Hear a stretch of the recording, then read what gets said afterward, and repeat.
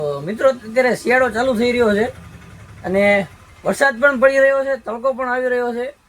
તો અત્યારે મનુષ્ય પ્રજાતિમાં બહુ ચિંતાનો વિષય બની ગયો છે કે આને આપણે હવે શું ગણવું. શિયાળો સાંભળી રહ્યા છો, વરસાદનો કેવડો વરસાદ આવી રહ્યો છે. પાણી જો ધોરિયા ચાલુ કરી નાખ્યા ભાઈ વરસાદે. તો મિત્રો એક જરૂરી કામથી નીકળી ગયા છે બજારમાં જવા માટે, અને હવે શિયાળાની શરૂઆત છે છતાં પણ આ વરસાદ આવી રહ્યો છે. આપ જોઈ શકો છો, અહીંયા છાંટા દેખાતા હશે તમને, અહીંયા પણ બતાતા હશે. તો ખબર નથી પડતી કે આમાં શું કરવું ભાઈ. તો મિત્રો જેવા આપણે ઘરેથી નીકળે ત્યારે ધીમો ધીમો ઝરમર વરસાદ ચાલુ હતો, પણ જેવા થોડાક આગળ નીકળ્યા એટલે વરસાદ યાર ફૂલ બાકાચીકી બોલાવી દીધી, ફૂલ ચાલુ થઈ ગયો ફૂલ સ્પીડમાં. આપણે બતાવો અત્યારે બારે વરસાદ.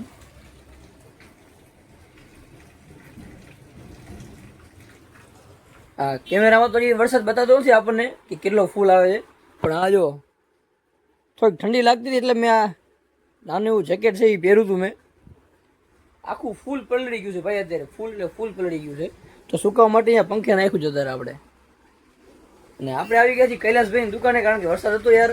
અને હજી જો આગળ બજારમાં જ્યાં દુકાને પહોંચવાનું છે ત્યાં પહોંચે તો વધારે પલળી જાય, એટલા માટે આપણે અહીંયા કૈલાસભાઈની દુકાને આવીને ઊભા રહ્યા છીએ. અને કૈલાસભાઈ ત્યારે ગયા છે બારે, એમનો કોઈક મિત્ર આવ્યો હતો નાસ્તો કરવા માટે. તો અત્યારે અહીંયા બેઠા છીએ, વરસાદ જ્યાં સુધી બંધ ન થાય ત્યાં સુધી અહીંયા જ બેસવું પડશે ભાઈ. તો ત્યારે સમજ નથી આવતું મિત્રો કે અત્યારે ચોમાસું ગણું, શિયાળો ગણું, ઉનાળો ગણો, શું ગણું. બધી ઋતુનું બધું કામકાજ એક ભેગું ચાલુ થઈ ગયું યાર. માત્ર એ બધાને દુઃખી રાખે આમાં. તો મિત્રો અત્યારે શિયાળો ચાલુ થઈ રહ્યો છે અને વરસાદ પણ પડી રહ્યો છે, તડકો પણ આવી રહ્યો છે. તો અત્યારે મનુષ્ય પ્રજાતિમાં બહુ ચિંતાનો વિષય બની ગયો છે કે આને આપણે હવે શું ગણવું. શિયાળો ગણવો, ચોમાસું ગણવું, ઉનાળો ગણવો, કઈ ઋતુ ગણવી. ગજબ છે ભાઈ, અત્યારે બધું મિક્સમાં થાય છે કોકટેલ જેવું.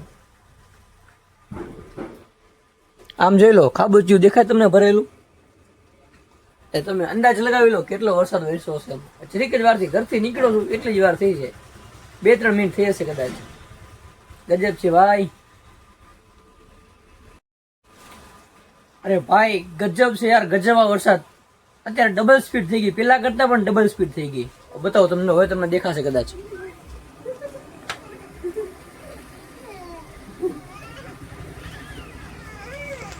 મિત્રો દરવાજો બંધ લે, અવાજ નતો આવતો, પણ અત્યારે તમે અવાજ સાંભળી રહ્યા છો વરસાદનો કેવડો વરસાદ આવી રહ્યો છે.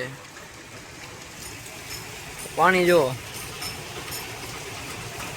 ધોરિયા ચાલુ કરી નાખ્યા ભાઈ વરસાદે.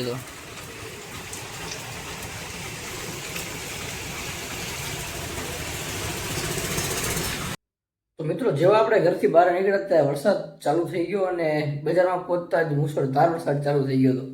તો પછી જે જગ્યાએ આપણે કામથી જવાનું હતું એ જગ્યાએ બહુ લેટ થઈ ગયા, કારણ કે 1.5-2 કલાક આપણે વરસાદના કારણે એક મિત્રને ત્યાં જ બેસી રહેવું પડ્યું. તો આખું પ્લાનિંગ છે, જે કામ માટે જે ટાઈમે પહોંચવાનું હતું બધું જ ફેલ થઈ ગયું, એટલે આપણે બધું ટાઈમસર પહોંચી ન શક્યા.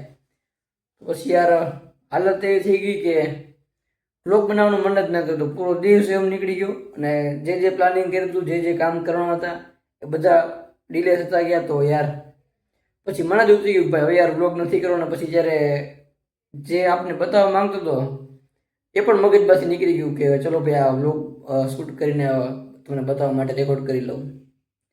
તો કાંઈક એવું થયું યાર. ઘણી વાર એવું થતું હોય કે મગજમાંથી નીકળી જાય કાંઈ કામનું ટેન્શન કે બીજું કાંઈ હોય તો. એટલે આજ વ્લોગ પણ થયો નથી, તો કાંઈ નહીં બોલાય ભાઈ. શું કરું કાંઈ ખબર નથી પડતી હવે તો,